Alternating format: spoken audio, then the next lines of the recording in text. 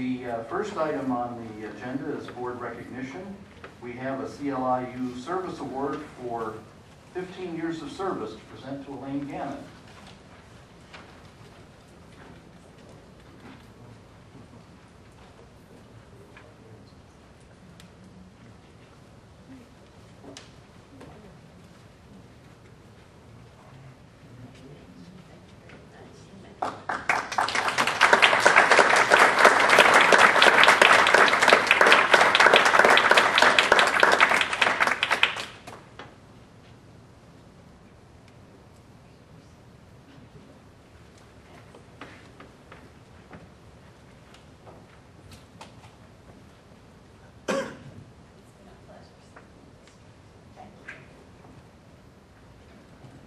You're welcome to use the microphone and make your statement.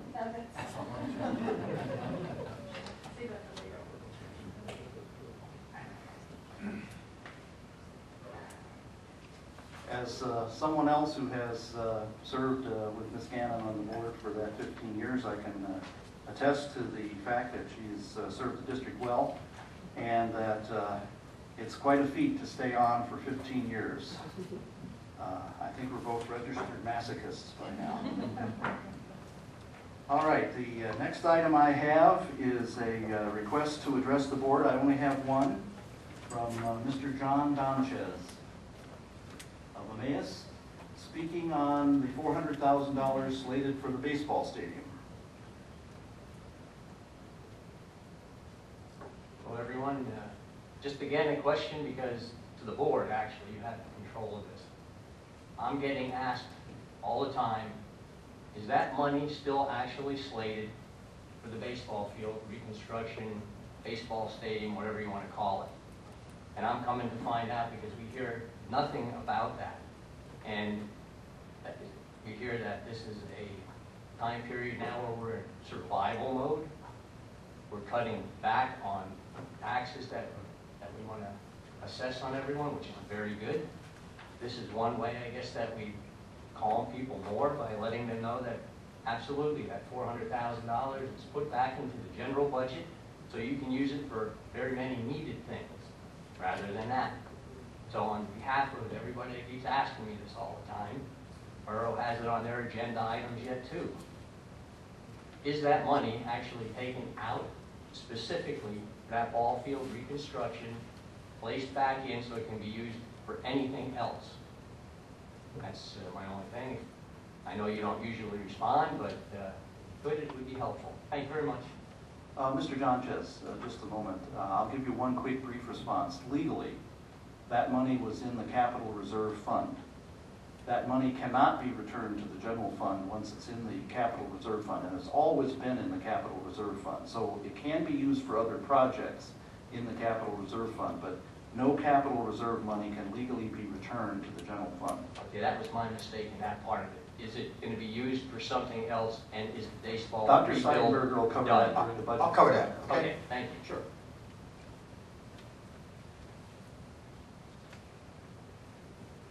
No other requests to address the board. We have approval of minutes. Can I have a motion, please? So moved. Second. Is there any discussion on the minutes? None appearing. All in favor of approving the minutes? Aye. All opposed? The minutes are approved.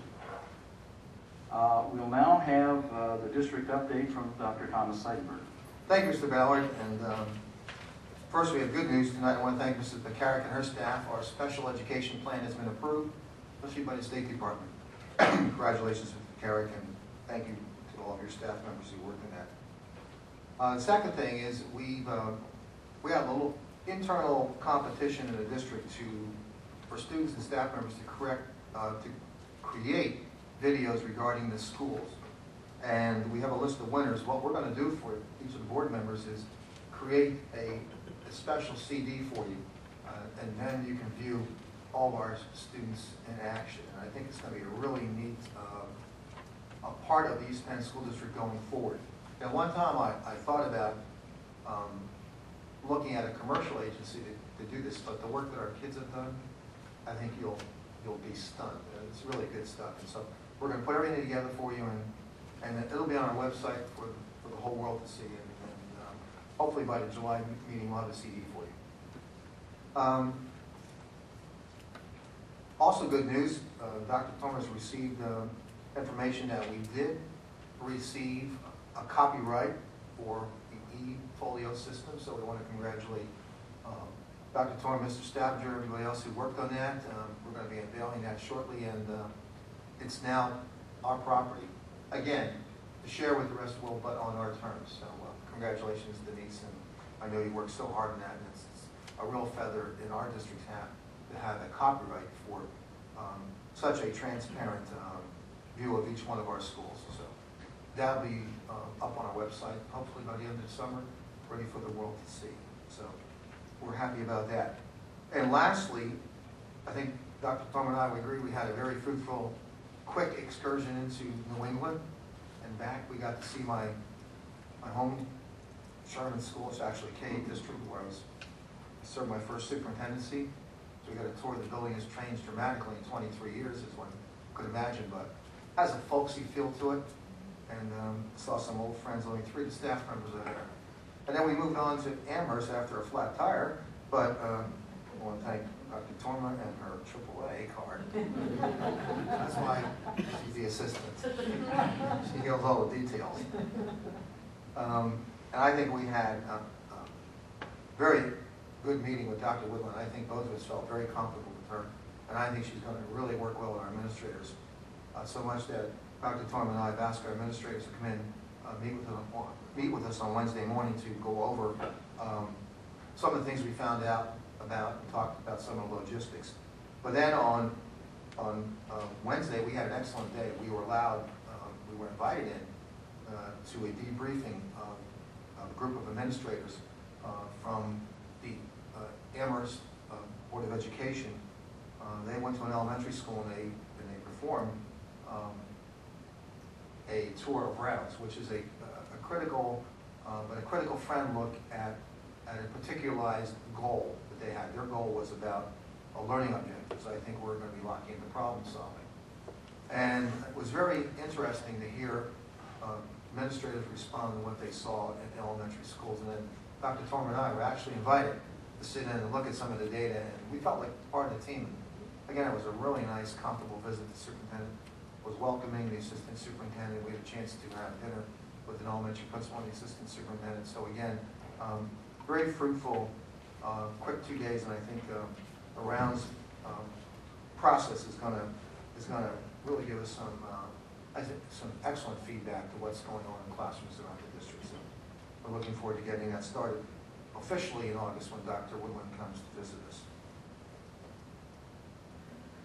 Okay, now, let me move right on, and if you don't mind, Mr. Ballard, before we get into, you want me to give you a budget overview, or you want to introduce that first? How would you like to do that?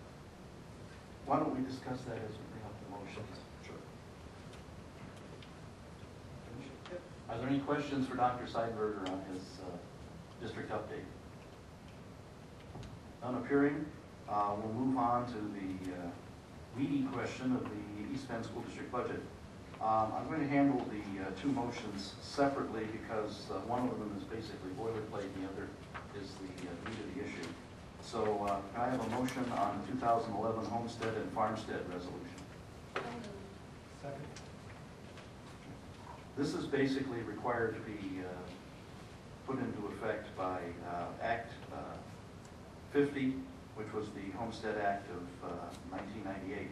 So it's basically boilerplate information saying how much money of real estate reduction we're getting from the state, how many people have homesteads and farmsteads, and therefore it calculates the number that will be subtracted on residents' real estate bills when the final real estate tax is set. Are there any discussion, or Mr. Ridgeline? Just to clarify, I know this issue is often confusing to those who don't live with it. It's strictly a mathematical calculation. If the state gives us or specifies so much money is available, and it is divided by the number of homesteads and farmsteads, every taxpayer who is registered before homestead exclusion will get the same amount. I've heard versions where it averages a certain amount, or why is ours so much lower than Allentown's? It's strictly a mathematical formula, and everybody who has registered their homes as a homestead gets the same amount off their taxes. So hopefully that clarifies it for those who may have questions. I know someone came to the meeting last year and asked, how is that calculated? And if anybody wants to see how it's calculated, they simply have to plow through the language of this motion. So I just wanted to clarify that for people in the audience who may not understand it. Okay, Ms. Serval, do you want to make a statement? Yes. The millage is part of the calculation, so this motion should be done together with the homestead, farmstead, and the budget. Could you explain that to me, George? If you read through the homestead and farmstead resolution, the calculation divides the amount of tax reduction by The millage. the millage. Okay. So you want to approve the two motions together. All right, we'll put the two motions. Could I have a motion on the budget resolution then? So moved. Sure, did you take both of these on the motion? I was the one. Okay. Second. Okay, so same two people. Approve both motions. All right, so I guess we'll have to get into discussing the budget, Dr. Seidenberger. Thank you, Mr. Ballard. First of all, let me respond to Mr. Donchis. Mr. Donchis, no money is identified in this budget in capital reserve for baseball fields.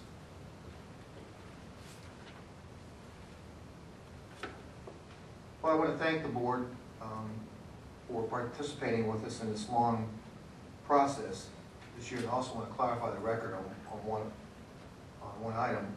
Last board meeting, I said that I heard from Senator Mensch and I heard from Representative Rackley. That hearing was through email. I did not speak to either man directly, but I emailed them and asked for them for advice. And both gentlemen were kind enough to get back to me with looks like sage advice. Because late this afternoon, although the state budget's not been struck, we did receive funding from a variety of numbers from a variety of sources that indicate this may be numbers for East Penn in a budget that's about to be voted on soon. And again, as I mentioned last week, we felt confident. They're both representatives. I trust them implicitly. I think they're generally good people to work with, so we have no reason to doubt their veracity. And I'm sort of glad we took their advice, because the latest numbers that we did receive late today, it appears that we will be $557,952 will be restored to us, and that broken down, it is $214,817 in accountability grants and $343,135 in Social Security reimbursement. So those funds have been put back into the budget already as an act of faith. And so we're confident at this point, reasonably confident, that those numbers will stand up in the governor's budget. So moving forward, I know I've said this a couple times, but I think tonight we want to just highlight some of the more salient points with this budget. Again, this is the first for me as a superintendent. I've never recommended a budget or spending less going forward than we spent in the current year.